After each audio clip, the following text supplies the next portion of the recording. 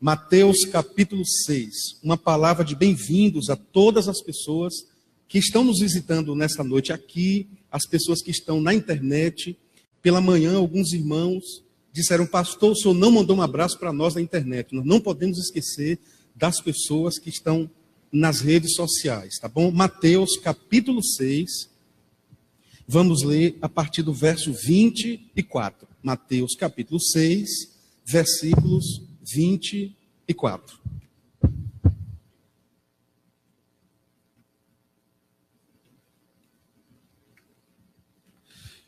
Esse mês de novembro nós vamos falar sempre, às quartas-feiras e sempre aos domingos pela manhã, sobre mordomia cristã na perspectiva da vida financeira. Vamos conduzir o nosso coração, conduzir a nossa reflexão num caminho que possa glorificar o Senhor através das finanças. Hoje, começamos pela manhã e vou entrar também agora à noite, mas em tese ficaremos sempre às quartas à noite e aos domingos pela manhã. Eu quero recomendar a você, não falte.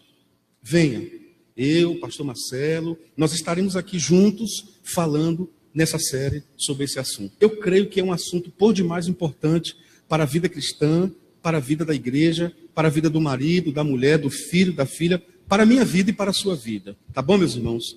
Mateus 6, do 24 ao 34, diz assim: ninguém pode servir a dois senhores, porque ou há de odiar um e amar o outro, ou se dedicará a um e desprezará o outro. Não podeis servir a Deus e às riquezas. Por isso vos digo, não fiquem ansiosos quanto à vossa vida, com que comereis ou com que bebereis, nem quanto ao vosso corpo, com que vestireis. Não é a vida mais do que o alimento, e o corpo mais do que o vestuário? Olhai para as aves do céu, que não semeiam, nem colhem, nem ajuntam em celeiros, mas vosso Pai Celestial as alimenta. Acaso não tendes muito mais valor do que elas? Qual de vós, por mais ansioso ou ansiosa que esteja, pode acrescentar sequer uma hora à duração de sua vida? E por que andais ansiosos quanto ao vosso vestir? Olhai como os lírios do campo crescem. Eles não trabalham nem tecem, mas eu vos digo que nem Salomão, em toda a sua glória, se vestiu como um deles. Se Deus, que veste assim a planta do campo, que hoje existe e amanhã é jogada no forno, quanto mais a vós, homens de pequena fé. Portanto, não vos inquieteis dizendo: o que comeremos, que beberemos, com que nos vestiremos? Pois os gentios é que procuram todas essas coisas. E de fato, vosso Pai Celestial sabe que precisais de tudo isso. Mas buscai, pois, em primeiro lugar o reino de Deus, a sua justiça, e todas as demais coisas vos serão acrescentadas. Não vos inquieteis, pois, pelo dia de amanhã, porque o dia de amanhã terá suas próprias preocupações. Basta a cada dia o seu mal, basta a cada dia o seu problema. Podemos dizer juntos esse último versículo? Podemos? Que o Espírito Santo nos enche assim de forma tão poderosa que entendamos essa palavra, tá bom? Vamos ler juntos? Não vos quieteis.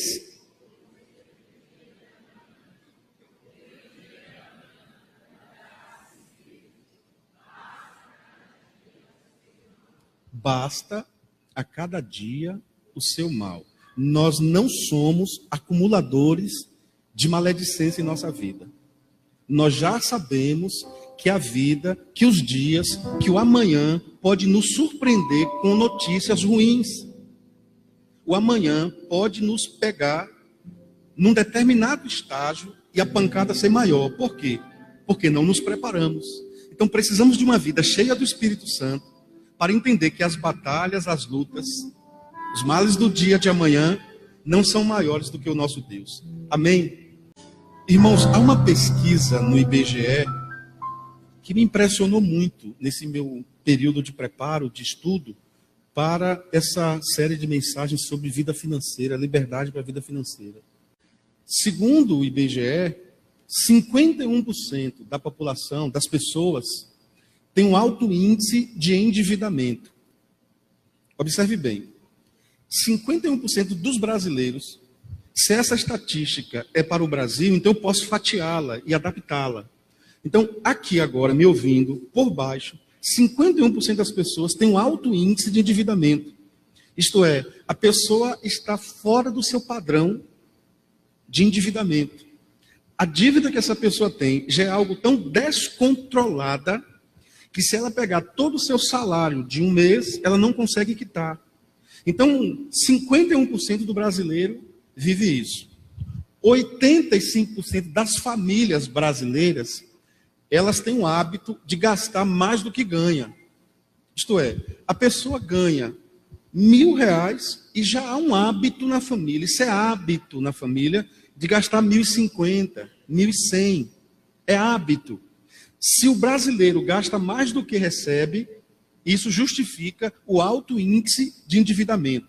Se eu, por exemplo, biblicamente falando, se eu recebo 1.000, o ideal é que eu primeiro retire o dízimo, que é a primícia, e o ideal é que aquilo que fica comigo, que Deus me dá para administrar, o ideal é que eu gaste apenas, no máximo, 85% daquilo que é meu. Então vamos lá. 15% das famílias consegue ter dinheiro até o final do mês. Observe bem. 15% dos irmãos que estão aqui agora me ouvindo, é só uma adaptação da pesquisa, consegue vencer o mês com algum recurso em mãos, sem lançar mão de um cartão de crédito para reforçar a feira. Pastor, claro, as pessoas ganham menos do que deveriam, concordo com você. Mas a pesquisa caminha de acordo com a necessidade básica das pessoas. E a última questão é que 70% do que consumismo vem para o campo do desejo. Olha bem, 70% do que consumimos vem para o campo do desejo. E apenas 30% vem para o campo das necessidades. Vamos lá. Vamos admitir que desses 70% das coisas que nós consumimos está no campo do desejo.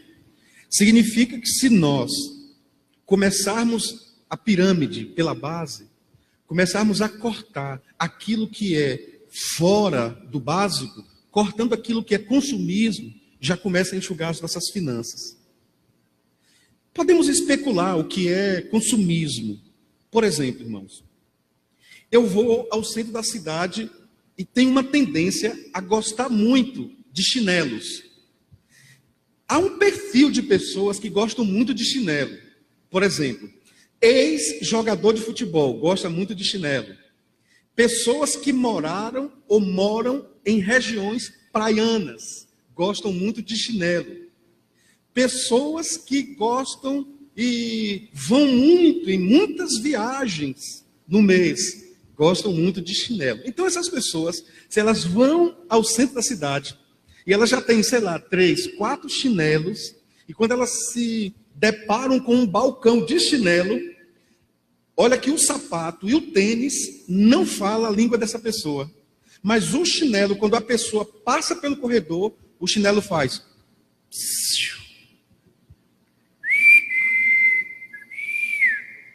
O chinelo chama aquela pessoa. Centenas e dezenas, dezenas e centenas de pessoas passam por aquele corredor. O chinelo começa a chamar. O homem passa durinho, não está nem aí. A mulher passa durinha, não está nem aí. Mas tem um tipo de pessoa, quando passa pelo corredor, o chinelo chega a se arrepia. É hoje que eu saio desse Egito, saio dessa cesta. Por quê? Ele sabe que é um perfil de pessoas. Produto de cabelos, irmão. Eita, Jesus, vou mexer num campo minado agora. Produto de cabelo, irmão.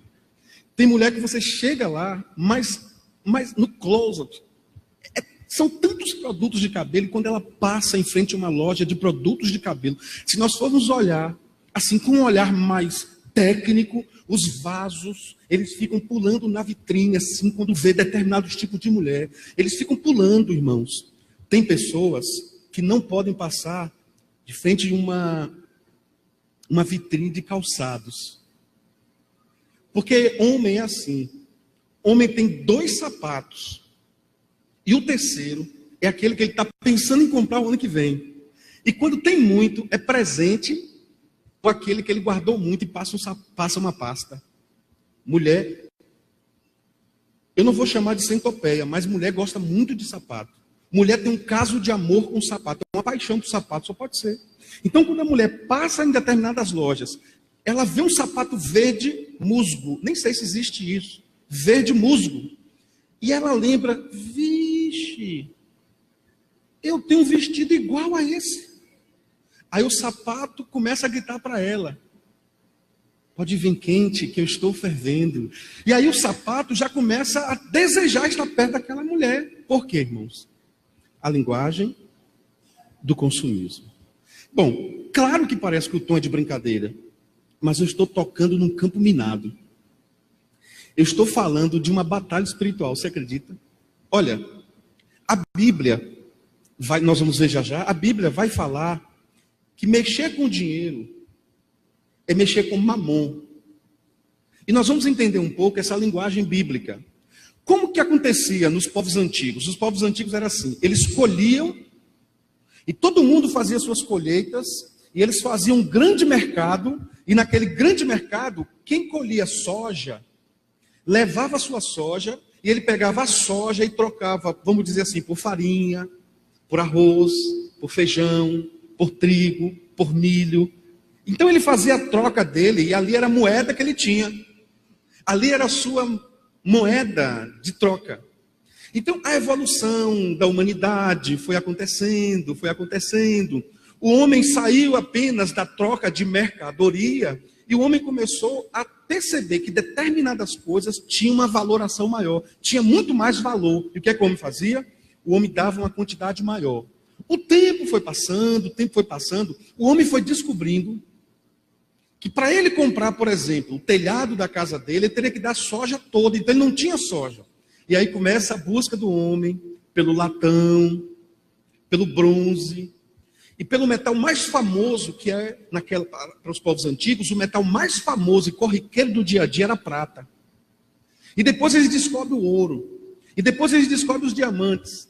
E talvez, como alguns mais entendidos pensam, lá com os egípcios, começam a surgir as primeiras moedas, as éfodes, e eles começam agora a dar valor a partir do seu peso. E você sabe, a coisa aconteceu, foi acontecendo, nós temos hoje uma moeda que tem um câmbio, que tem o seu valor estabelecido de acordo com a mercadoria, e nós estamos, alguns, com uma detenção muito grande de espécie, outros com uma detenção muito grande de imóveis, de patrimônio. E aí as pessoas vão tendo ou não tendo o determinado valor. Qual é a minha intenção com essa série? Primeiro é tentar te mostrar o que é que a Bíblia diz. Vamos olhar na Bíblia? A partir do verso 24, a Bíblia diz assim: existe um caso de escravidão voluntária ou involuntária na vida do cristão. O cristão, ele pode ser escravo do amor, um escravo voluntário, um escravo de entrega, um escravo de renúncia, e o cristão pode ser um escravo dos bens, das coisas. Então ele diz, ninguém pode servir a dois senhores, ou há de odiar um e amar ao outro. Observe que essa relação é uma relação, uma construção relacional de intriga. Observe que ele diz assim, à medida que você vai servindo esses dois senhores, você vai perceber que um te trata diferente do outro. Você vai perceber que um tem uma postura mais dura do que o outro. Então, você relacionando com os dois, você vai começar a odiar um. Porque um lhe proporciona coisas boas, o outro lhe proporciona castrações. Um lhe proporciona viagens e mais viagens, o outro lhe proporciona tirar para dar para o campo missionário. Então você vai começar a odiar um e amar o outro. E ele diz mais, você vai se dedicar a um e você vai desprezar o outro. Observe, irmãos, o que é isso? Nesse processo de dedicação, nós vamos perceber que o dinheiro começa a tomar espaço em nossa vida. Irmãos, é muito bom poder comprar. Ter condições de comprar é muito bom.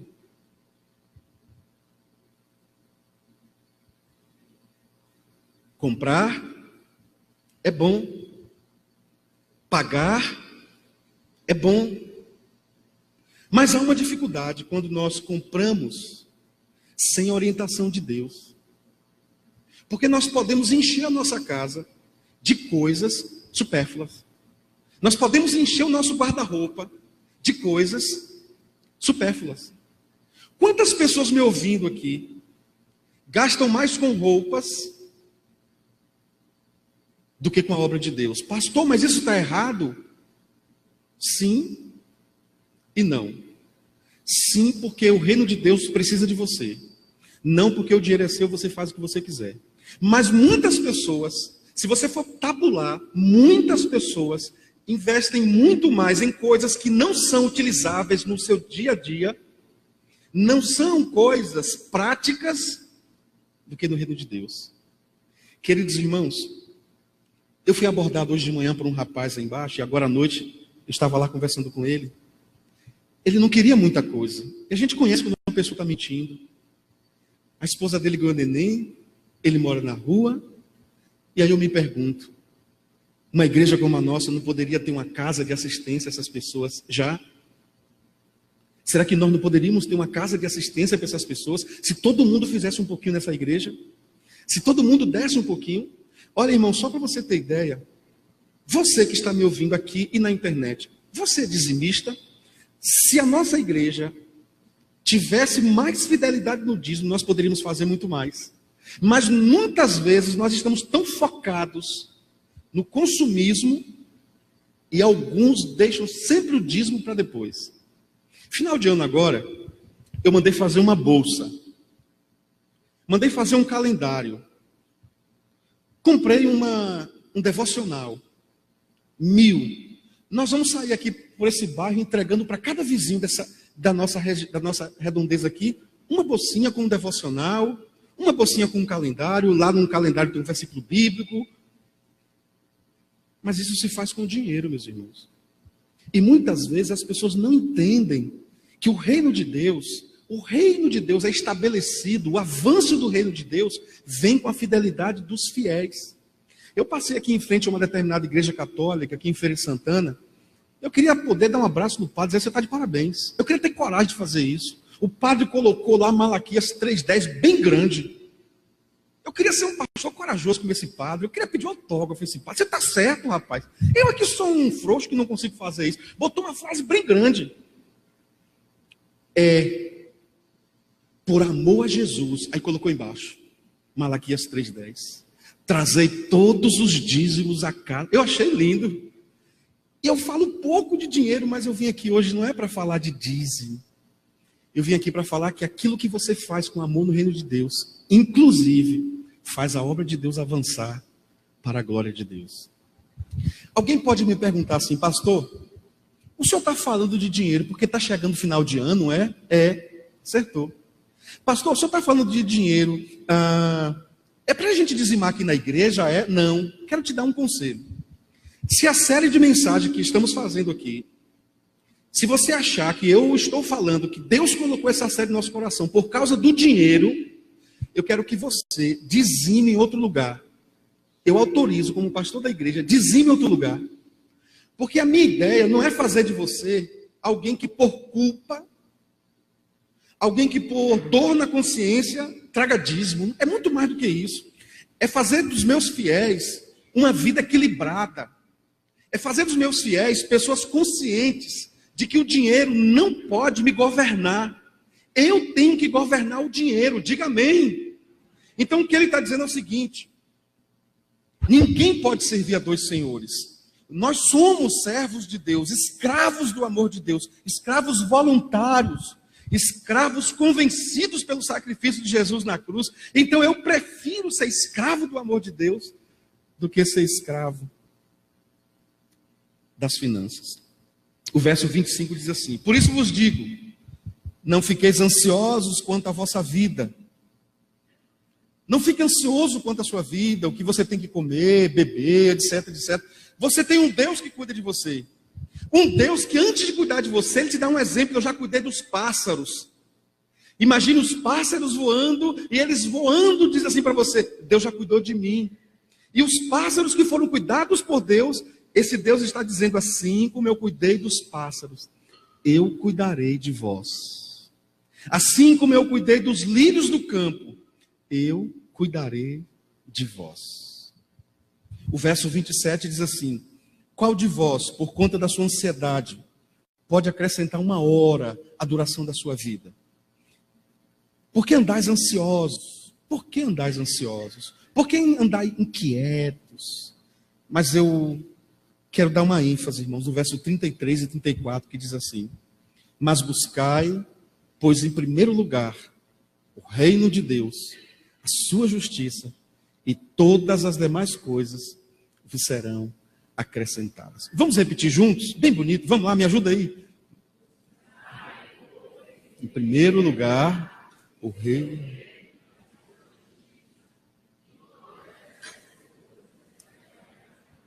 Congelando essa tela, eu te pergunto: por que o texto começa dizendo buscai? Atitude, ação contínua. Olha o que a Bíblia está dizendo: decida buscar, busque. E graças a Deus, as pessoas que me escutam aqui, as pessoas que me escutam na internet, pelo pouco que eu vejo na humanidade, vocês, nós estamos buscando. Estamos buscando formação, estamos buscando graduações, estamos buscando pós-graduação, nós estamos nos especializando, mestrando, doutorando, pós-doutorando, PhDando. Nós estamos buscando ensinar os nossos filhos, buscando construir, buscando financiar uma casa, buscando coisas e mais coisas na vida. Estamos no caminho certo. Mas Jesus tabulou.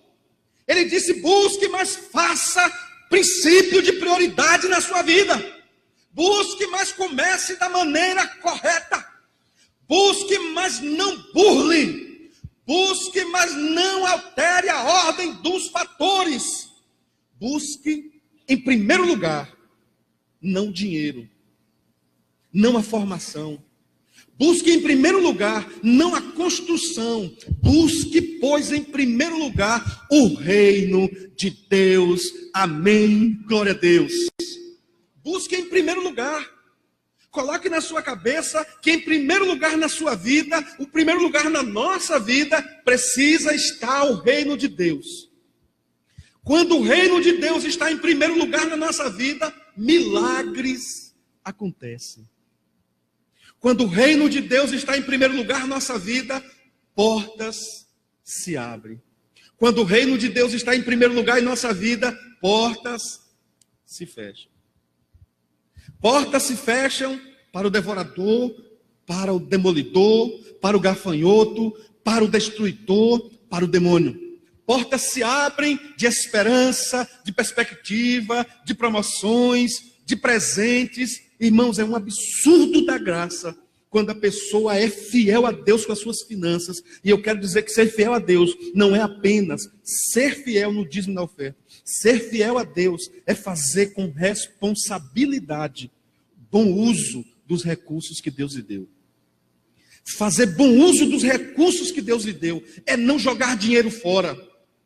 Fazer bom uso do recurso que Deus nos deu é ensinar os nossos filhos a agradecer a Deus por todas as coisas. Um filho que está acostumado a comer picanha, chega a determinado dia em casa, você, porque não teve tempo, porque a sua empregada, a sua faxineira, a sua auxiliar, não teve tempo, fez apenas um ovinho e uma saladinha com ovo cozido cortado, o menino bate e diz assim: só tem essa porcaria, E você: meu filho, fique tranquilo que amanhã tem picanha. Meu irmão, se a minha filha fizer isso, que o Espírito Santo te ajude me ajude a convencer você que eu não espanco, mas que eu pego ela e digo assim: senta aqui.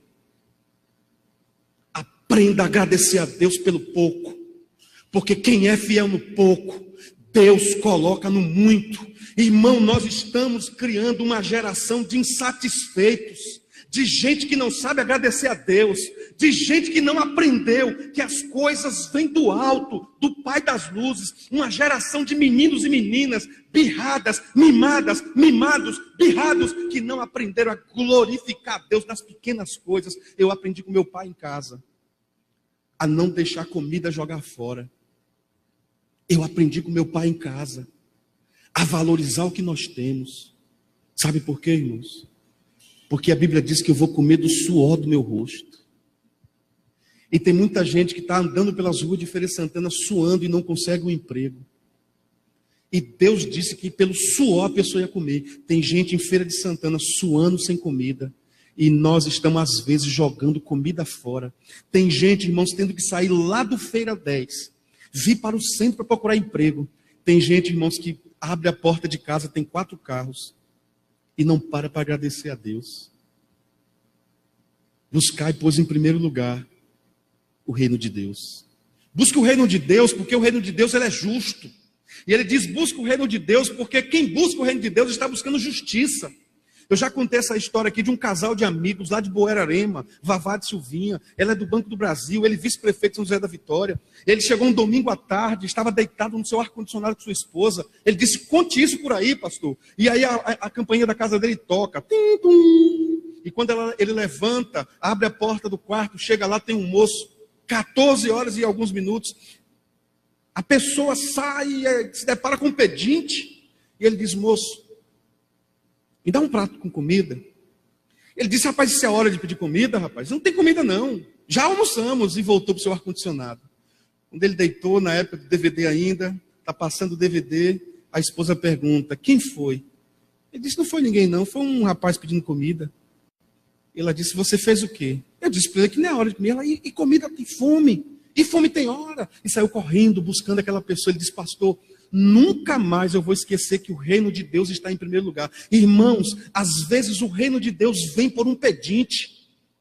Jesus disse que ele pode estar naquele momento, entenda a minha palavra, Jesus pode estar em determinado momento dentro de um mendigo, de um pedinte.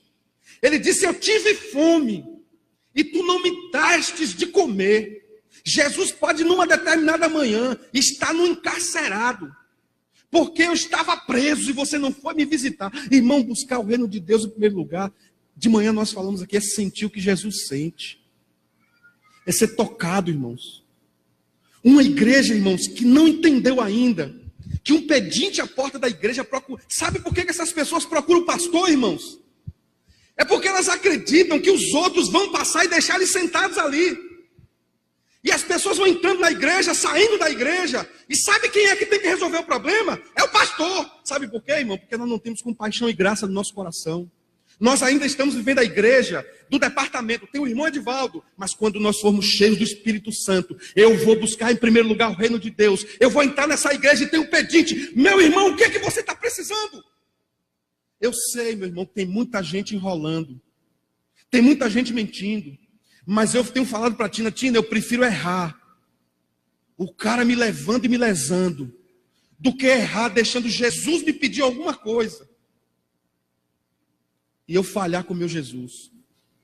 Esse rapaz veio pela manhã, e uma frase que impactou meu coração ali, estava eu e o Sueli. Ele disse, pastor, parabéns por sua igreja. Eu falei, parabéns por quê? Uma pessoa me chamou para almoçar hoje, pastor. Poxa, eu fiquei tão feliz com isso, irmão. Mas ele me disse uma coisa que me deixou triste. Ele disse, pastor, todo mundo que eu ia pedir, dizia bem assim, ó, o carro do pastor é esse. Fica aí perto. Sabe o que é isso, irmãos? Crentes vazios de Deus. Porque quem está cheio de Deus não manda a pessoa ficar perto do carro do pastor, não. Sabe que a responsabilidade é sua. Eu assumi a minha responsabilidade. Porque eu estou aprendendo a buscar em primeiro lugar o reino de Deus e a justiça. Eu quero fazer uma pergunta para meus irmãos. É justo deixar uma pessoa com fome? Espere o pastor chegar no carro? É justo? Busque o reino de Deus e busque a justiça. Todas as demais coisas vos serão acrescentadas. Bota o versículo 33 aí, Dan. Eu quero falar com você sobre algumas coisas essa noite. Eu quero falar sobre todas as coisas. O que será, o que seriam essas todas as coisas em nossa vida?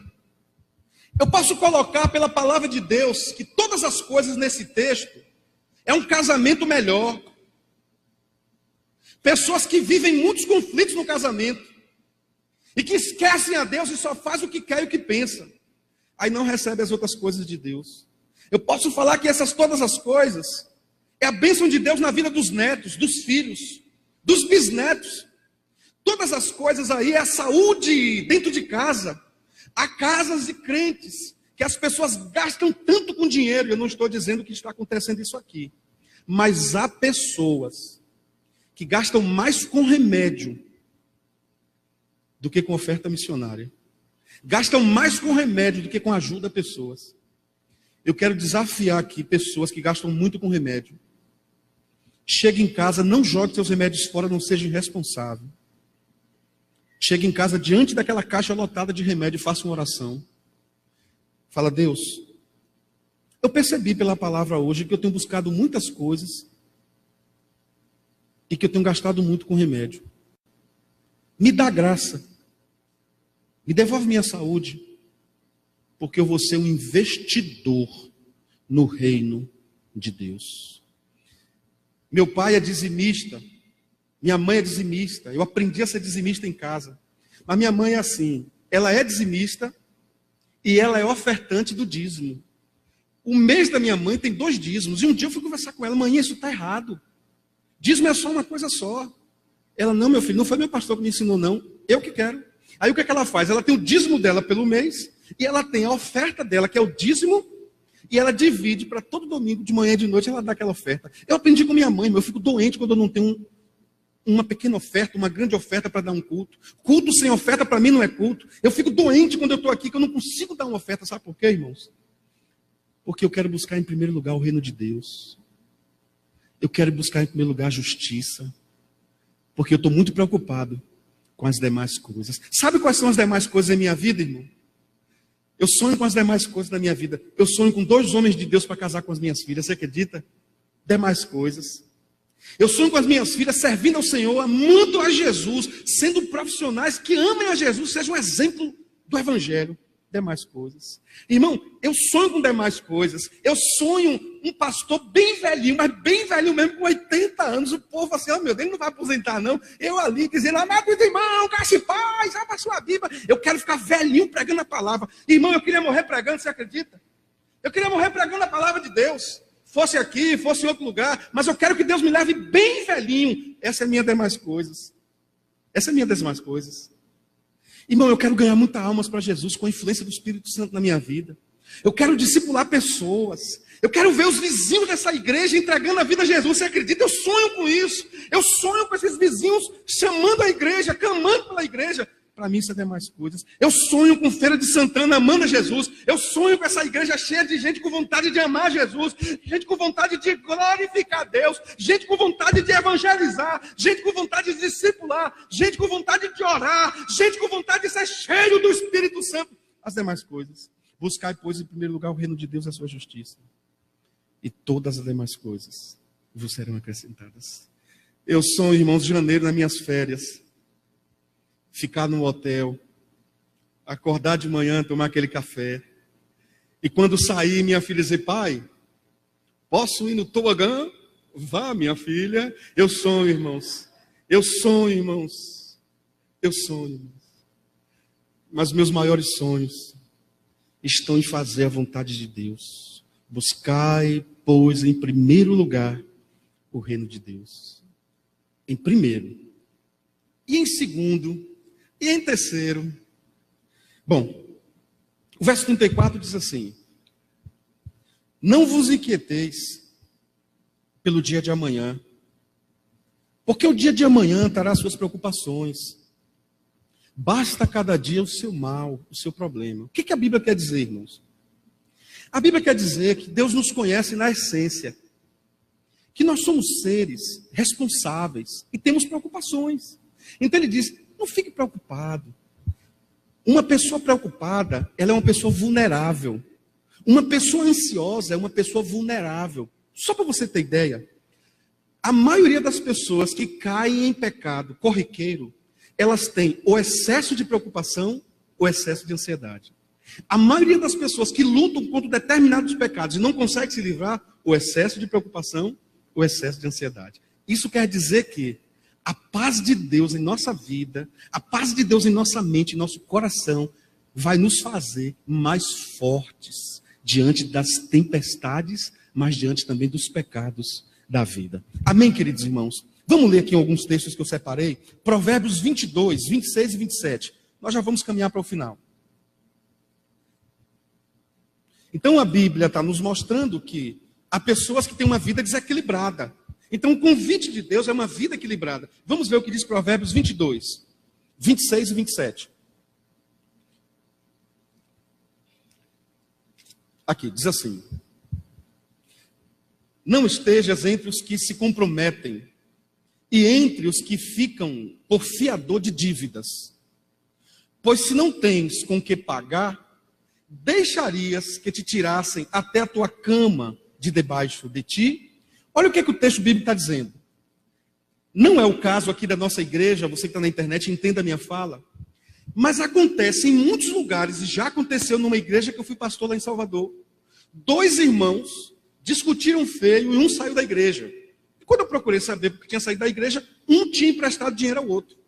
Um emprestou dinheiro ao outro e o outro não pagou e foi uma confusão, a pessoa saiu da igreja. E geralmente, irmão, pasme, geralmente quem sai é quem empresta.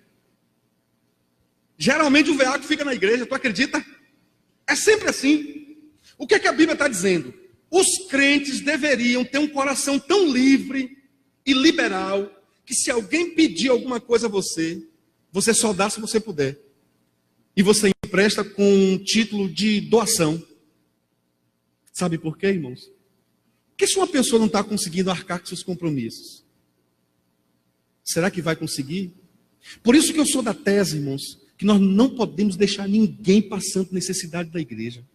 Tem uma necessidade, pouco ou muito, nós precisamos ajudar uns aos outros. Mas há pessoas que são especialistas apenas em identificar quem está precisando. Identifica quem está precisando e joga para outros. Vamos ver um outro texto que fala sobre a raiz da estrutura do dinheiro. O primeiro livro que Paulo escreveu a Timóteo, capítulo 6. 1 Timóteo, capítulo 6, verso 10, 17 e 19. Olha que coisa forte.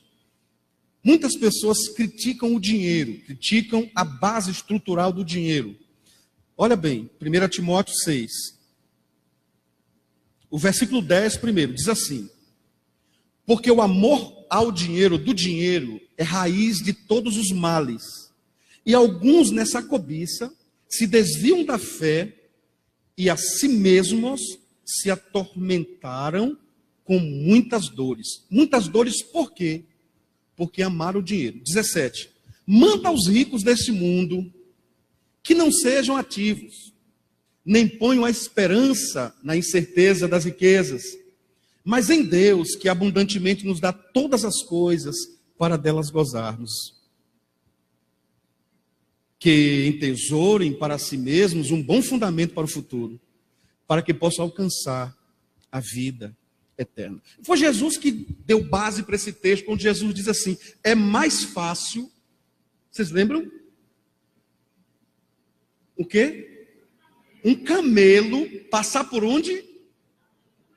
Sério? Do que um rico ter salvação, entrar no reino de céu. O que Jesus está dizendo? Bom, Jesus está dizendo o seguinte: para as mulheres e para os homens que entendem a linguagem da costura, Jesus está dizendo que, humanamente falando, é impossível um camelo passar por essa agulha. Para os homens, os históricos, existe uma escadaria bem grande num templo chamado Agulha, porque ele era muito pontiagudo. Então, quando eles olham para aquela escadaria menos de um pé, e camelo tem patas que são como conchas que foram criadas por Deus para sobreviverem no deserto. O camelo não tem facilidade de clicar e de cavalgar da mesma forma em piso fixo, em piso de pedra. Então imagine um camelo tentando chegar lá naquela portinha, lá em cima do templo chamado Agulha. E o camelo começa, primeiro, segundo, terceiro degrau, escorrega e cai. E o camelo começa, 4, 5, escorrega. E o camelo tenta e não consegue chegar lá em cima. E Jesus está dizendo o seguinte: no campo do dinheiro, eu prefiro acreditar que esse camelo vai dar um show de bola e vai subir essas escadarias. Eu prefiro acreditar que esse camelo vai entrar no quarto dessa mulher, no ateliê desse homem, e vai passar pelo fundo da agulha e dar um salto pela agulha. O fundo da agulha é o lugar que passa aquele barbante, aquela linha. Ele vai passar ali por dentro. Eu prefiro acreditar que esse tipo de milagre aconteça do que um rico entrar no reino de Deus. Meus irmãos, precisamos entender esse texto da seguinte maneira. Primeiro, Jesus não está falando de quem tem muito dinheiro. É a primeira coisa que a gente precisa entender. Jesus não está falando de quem tem muitas posses. Jesus está falando de quem tem o coração preso às posses. Jesus está falando de pessoas que têm as coisas, mas foi se perdendo com o passar do tempo e as coisas começaram a tê-la. As pessoas amam tanto o piano que o piano deixou de ser apenas um objeto e passou a se tornar uma coisificação. Tornou-se a ter personalidade. Então as pessoas começam a ter tanto amor pelas coisas que o seu coração começa a ficar rico. E quando é que um coração de um crente fica rico? É quando ele diz assim: olha o carro que eu consegui.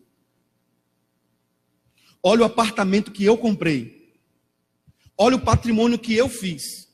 Olha a aposentadoria que eu tenho. Quando o crente começa a viver assim, ele é o rico. E a Bíblia diz que bem-aventurados são os pobres de espírito, porque eles herdarão o reino de Deus. O pobre de espírito, irmãos, é aquele que olha para o carro e diz assim: pela misericórdia de Deus, o Senhor me deu esse carro.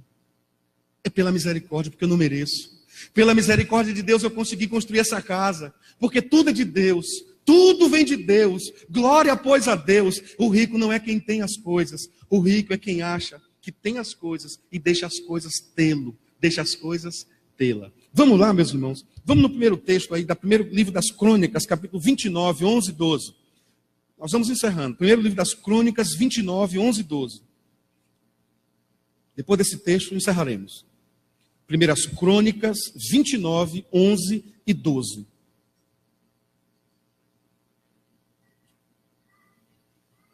Tua é, Senhor, olha que coisa forte, a magnificência. Meu Deus. Tua é, Senhor, a magnificência. É do Senhor o poder. É do Senhor a honra. Eu vou perguntando, os irmãos falam, tá bom? Só até ali. Tua é, Senhor, a magnificência. É do Senhor o... É do Senhor a... É do Senhor a... É do Senhor a... Glória a Deus. Porque teu é tudo quanto há nos céus. Olha, tudo que você vê no céu é de Deus. Se os seus olhos puderem alcançar, é de Deus. Se você pegar uma lupa, é de Deus. Se você for para o cosmos, é de Deus. Tudo é de Deus. Tudo que há na terra é de Deus. Teu é, Senhor, o reino. O reino não é do pastor, o reino não é da igreja, o reino é do Senhor. E tu te exaltaste por cabeça sobre todos. 12. Riquezas e glória. Vem de quem? Oh, glória a Deus. E tu dominas sobre tudo. E na tua mão há força. Na tua mão há poder. Na tua mão está o engrandecer. Na tua mão está o dar força a tudo. Deus pode te engrandecer onde você está. Deus pode fazer você passar num concurso. Deus pode fazer você prosperar no seu trabalho. Deus pode criar um cargo novo para você lá. Deus pode aumentar tudo que você tem. Deus pode fazer uma petição sair. Deus pode fazer uma causa na justiça com 40 anos, como nós ouvimos essa semana. 40 anos uma causa. E o filho olhou para a mãe, o filho pastor, João Pinheiro Júnior, hoje está em Barreiras. Ele que me disse essa semana, que disse: mãe, para com isso, mãe. Vive a sua vida, mãe. Tem 40 anos essa causa. A mãe disse assim: eu creio que Deus vai me dar essa causa. Eu estou congregando numa igreja pequena e é meu sonho dar esse telhado e dar o piso. 40 anos, irmãos. Todo mundo se vai falar de doida. 40 anos. Daqui a pouco o telefone toca no interior de Curitiba. lá no interior, do Paraná. O que foi que aconteceu? A causa. Todo mundo disse que não ia ter mais jeito. Porque eu creio, irmãos, que Deus dá jeito ao que não tem jeito. Eu creio, irmãos, que Deus abre portas onde não tem paredes. E Ele diz, é tua, Senhor, a glória, a força, a magnificência. É teu engrandecer. E quando Deus quer fazer a obra na vida de uma pessoa, Deus não precisa nem de matéria-prima. Deus não precisa nem de semente. Porque Ele é. E quando Deus quer, digo eu, Ele dá um jeito. Amém, meus irmãos? Podemos ficar em pé?